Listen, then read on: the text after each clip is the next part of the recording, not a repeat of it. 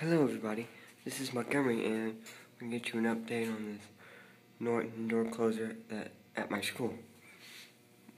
See, it's got a nice, perfectly parallel setup and it doesn't go against the face of the door. Here's my finger, see? That's the gap. Now you ready to see it move, operate? A couple more times. Nice and slow latch speed.